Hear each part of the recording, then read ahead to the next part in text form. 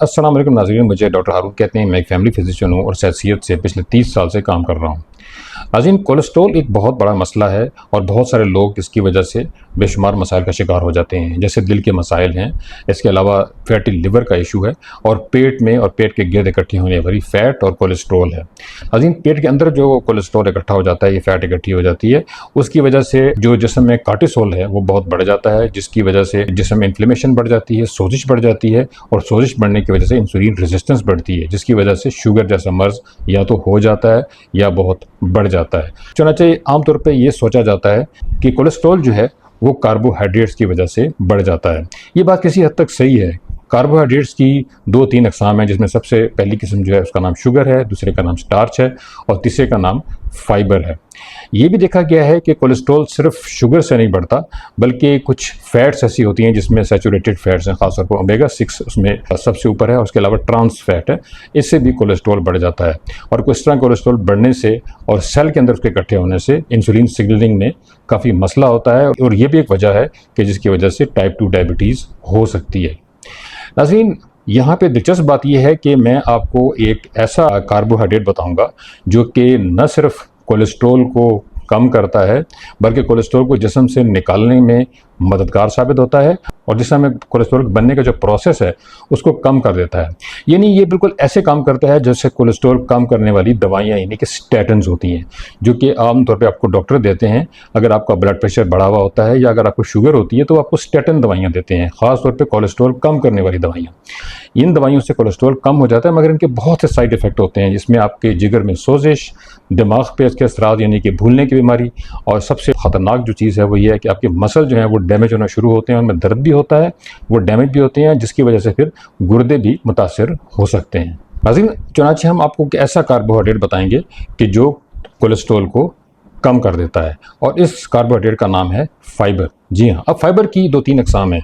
सबसे पहली जो फाइबर की किस्म है उसका नाम है इनसॉल्युबल फाइबर। ये वो फाइबर है जो कि पानी में नहीं घुलता, इसको इनसॉल्युबल कहते हैं। इसकी बहुत सी अक़साम है, जिसमें सेलुलोज है, हेमी सेलुलोज है। अगर आप आम मिसालें अगर लेना चाहें तो उसमें गंदम जो है उसके अंदर जो ब्रान होता है यानी गंदम का छिलका, वो, उसके अलावा गोभी है, जितनी भी सब्ज़ पत्तों वाली सब्जियाँ होती हैं वो इसमें शामिल हैं, मटर वगैरह वो भी इसमें शामिल हैं। ये तो वो तमाम फाइबर है जो कि एब्जॉर्ब जिस्म में नहीं होता, ये इनसॉल्युबल फाइबर है और ये पानी में घुलता भी नहीं है। इसके बाद नंबर 2 पे सॉल्युबल फाइबर है। सॉल्युबल फाइबर की लिस्ट जो है वो बहुत लंबी है। ये वो फाइबर होता है जो कि पानी में घुल जाता है या पानी में जेल बनाता है। आपने इसबगोल का नाम सुना होगा। इसबगोल जो है वो एक सॉल्युबल फाइबर है और ये इसके अलावा ये जिस्म में जेल भी बनाता है। नाज़रीन, इसके अलावा जो और सॉल्युबल फाइबर है उनमें जौ है, जवी है, सेब है और जितने भी सिट्रस फ्रूट हैं यानी कि खट्टे फ्रूट हैं, माल्टा, किनू, लेमन वगैरह, इनके अंदर जो फाइबर पाया जाता है वो सॉल्युबल फाइबर होता है। इसका नाम आमतौर पर बीटा ग्लाइकेन होता है या पेक्टिन होता है। ये वो सॉल्युबल फाइबर होता है और जिसका जिस्म को बहुत फ़ायदा होता है और ये कोलेस्ट्रॉल को कम करता है। ये कैसे कम करता है ये मैं आगे जाके बताऊंगा।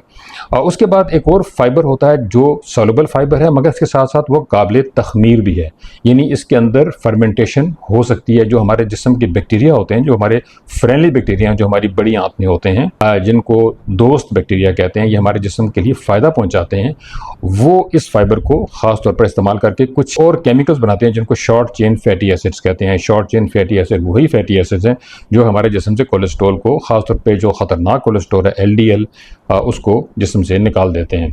नाज़रीन, इस किस्म का जो फाइबर होता है, जो फर्मेंटेबल होता है, उसका जो सोर्स है वो प्याज है, लहसुन है, सेब है, जौ है, जवी है।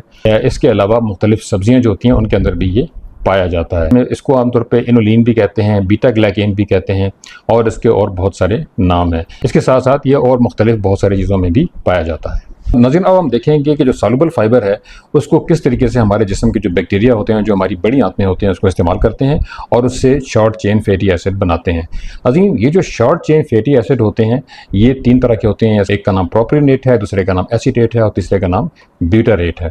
जिस वक्त हम सॉल्युबल फाइबर इस्तेमाल करते हैं, ये काबिल तख़मीर फाइबर इस्तेमाल करते हैं, जैसे कि मैंने ऊपर जिक्र किया है, तो बड़े बैक्टीरिया इन फाइबर को इस्तेमाल करते हैं और उससे ये 3 किस्म के शॉर्ट चेन फैटी एसिड बनाते हैं।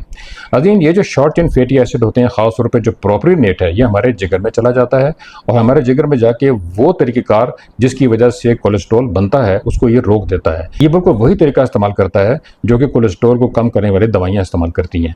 दूसरे अल्फाज में हम अगर फाइबर इस्तेमाल करते हैं, खासतौर पर सॉल्युबल फाइबर, तो उसके इस्तेमाल करने की वजह से कोलेस्ट्रॉल जिस्म से कम हो जाता है 50 से 60%, और ये सिर्फ 2 से 4 हफ्तों में हो जाता है। इसका आगाज़ 2 से 4 दिनों में शुरू हो जाता है। नाज़रीन, अगर आप इस तरह का फाइबर इस्तेमाल करें और बाकायदगी से इस्तेमाल करें तो आपको कोलेस्ट्रॉल कम करने वाली दवाइयों की कोई ज़रूरत नहीं है। नाज़रीन, इस तरीके से जो दूसरा तरीका है जिसकी वजह से कोलेस्ट्रॉल जिस्म से कम हो जाता है और फाइबर्स को कम करता है, वो ये है कि जिगर में जो बाइल साल्ट होते हैं उनका बहुत ज़्यादा अखराज होता है फाइबर की वजह से। फाइबर बाइल साल्ट्स का अखराज भी ज़्यादा कर देते हैं और इसके साथ साथ वो बाइल साल्ट्स को बनाते भी हैं। नाज़रीन, बाइल साल्ट्स को बनाने के लिए कोलेस्ट्रॉल की ज़रूरत होती है, खासतौर पर एलडीएल कोलेस्ट्रॉल की, जो कि पूरे जिस्म में पाया जाता है। नाज़रीन, ये जो एलडीएल है इसको इस्तेमाल करके जो फाइबर होता है वो बहुत ज़्यादा बाइल साल्ट्स बनाता है और बाइल साल्ट ज़्यादा बनने की वजह से जिस्म में कोलेस्ट्रॉल की कमी हो जाती है। इस तरीके से जिगर में भी कोलेस्ट्रॉल कम हो जाता है और यूँ ज़्यादा कोलेस्ट्रॉल से निजात मिल जाती है। नाज़रीन, इस तरीके से तीसरे नंबर पे जो चीज़ है इसबगोल। इसबगोल एक जिस्म में जल बना देता है, यानी हमारी जो छोटी आंत है उसमें एक जल बना देता है और उस जल की वजह से एक तो शुगर एब्जॉर्ब नहीं होती, दूसरा कोलेस्ट्रॉल जो है वो एब्जॉर्ब नहीं होता। इसके साथ साथ इसबगोल कोलेस्ट्रॉल के साथ मिल के उसका जिस्म से अखराज भी कर देता है। नाज़रीन, अब बारी आती है इनसॉल्युबल फाइबर्स की। इनसॉल्युबल फाइबर जो है, एक तो वो बल्क बढ़ा देते हैं खुराक का, ख़ासतौर पे जो कॉन्स्टिपेशन होती है वो नहीं हो पाती अगर हम इनसॉल्युबल फाइबर इस्तेमाल करते हैं। जैसे कि मैंने ऊपर बताया है, आप मुख्तलिफ सब्जियां इस्तेमाल करते हैं, इसके साथ साथ अगर आप सलाद का इस्तेमाल करते हैं तो इस तरीके से आप कॉन्स्टिपेशन भी नहीं होती। और इसके अलावा जो जिसमें कोलेस्ट्रॉल हमारी छोटी आंत में एब्जॉर्ब होता है वो भी बहुत कम हो जाता है, शुगर भी कम हो जाती है। इसके साथ साथ ये तीनों किस्म के जो फाइबर हैं, यानी कि सॉल्युबल फाइबर, काबिल तख़मीर फाइबर यानी कि फर्मेंटेबल फाइबर और इनसॉल्युबल फाइबर, ये शुगर को भी कम कर देते हैं, शुगर की एब्जॉर्प्शन कम हो जाती है। इसके अलावा जिस्म में जो सोजिश होती है उसको कम कर देते हैं और जो इंसुलिन रेजिस्टेंस होती है वो भी कम हो जाती है। इससे जिस्म में शुगर भी कम होती है और टाइप 2 डायबिटीज़ होने का चांस भी बहुत कम हो जाता है। नाज़रीन, जो सॉल्युबल फाइबर होते हैं वो एक और केमिकल बनाते हैं, शॉर्ट चेन फैटी एसिड बनाते हैं जिसका नाम होता है ब्यूटारेट। नाज़रीन, ब्यूटारेट एक तो जिगर में जो बाइल साल्ट होते हैं उनको बनाना तेज़ कर देते हैं, जिसकी वजह से एलडीएल कोलेस्ट्रॉल ज़्यादा इस्तेमाल होता है, ट्राइग्लिसराइड भी ज़्यादा इस्तेमाल होता है जिसकी वजह से कोलेस्ट्रॉल कम हो जाता है। इसके अलावा एपोबी जो होता है, जो कि इंतहाई खतरनाक कोलेस्ट्रॉल है, उसकी मिकदार भी कम हो जाती है। इसके अलावा ब्यूटारेट हमारी जो आंत होती है, खासतौर पर छोटी आंत और बड़ी आंत, उसकी जो सेहत होती है उसको ठीक रखता है, उसके अंदर सोजिश और इन्फ्लेमेशन को ख़त्म कर देता है, ग्लूकोज की एब्जॉर्प्शन बेहतर कर देता है और हमारा जो इम्यून सिस्टम है उसको बहुत बेहतर बना देता है। इसके अलावा ब्यूटारेट हमारी भूख को भी कम कर देता है, यूँ आप ज़्यादा नहीं खाते और आपकी शुगर भी नहीं बढ़ती और कोलेस्ट्रॉल भी कम हो जाता है। लेकिन सबसे बड़ी चीज़ जो है वो ये है कि जिस्म में मौजूद दो हार्मोन GLP-1 और PYY, इनमें इजाफा हो जाता है जिसकी वजह से इंसुलिन कम रिलीज होती है, चूँकि वो बहुत मौसर तरीके से काम करती है, उसकी सेंसिटिविटी बढ़ जाती है और यूँ टाइप 2 डायबिटीज़ भी कम हो जाती है और भूख कम होने की वजह से शुगर और कोलेस्ट्रॉल दोनों पे कंट्रोल रहता है। तो इस तरीके से इनसॉल्युबल फाइबर, सॉल्युबल फाइबर्स और फर्मेंटेबल फाइबर कोलेस्ट्रॉल को और शुगर को कंट्रोल करते हैं। नाज़रीन, फाइबर किस तरीके से कोलेस्ट्रॉल को कंट्रोल करता है, इसके सपोर्ट में कुछ स्टडीज़ भी मौजूद हैं, बल्कि बहुत स्टडीज़ मौजूद हैं। इस सिलसिले में तकरीबन 1100 स्टडीज़ की गई हैं और उन पर मुश्तमिल एक मेटा एनालिसिस है, यानी वो तमाम स्टडी को इकट्ठा किया गया है। ये स्टडीज़ छपी थी ब्रिटिश जर्नल ऑफ न्यूट्रिशन में 2016 में, जिसमें यह बताया गया था कि फाइबर के इस्तेमाल से एक तो कोलेस्ट्रॉल कम हो जाता है, खासतौर पर बैड कोलेस्ट्रॉल, जिसको स्मॉल डेंस कोलेस्ट्रॉल यानी LDL कहते हैं, VLDL भी कम हो जाता है और शुगर भी जिस्म में कंट्रोल में रहती है और इंसुलिन की सेंसिटिविटी बढ़ जाती है और इंसुलिन रेजिस्टेंस में भी काफ़ी कमी आ जाती है। इस तरीके से 2023 में एक स्टडी छपी थी जो कि एडवांस्ड न्यूट्रिशन नामी एक जर्नल है, उसमें छपी थी, जिसमें यह बताया गया था कि फाइबर के इस्तेमाल से, ख़ासतौर पर इसबगोल के इस्तेमाल से और सॉल्युबल फाइबर के इस्तेमाल से जिसमें LDL, एपोबी और ट्राइग्लिसराइड में काफ़ी कमी आ जाती है और इसकी वजह से कोलेस्ट्रॉल में ओवरऑल बहुत कमी आ जाती है, जिसकी वजह से जिस्म को कोलेस्ट्रॉल की वजह से ख़तरात का सामना नहीं करना पड़ता।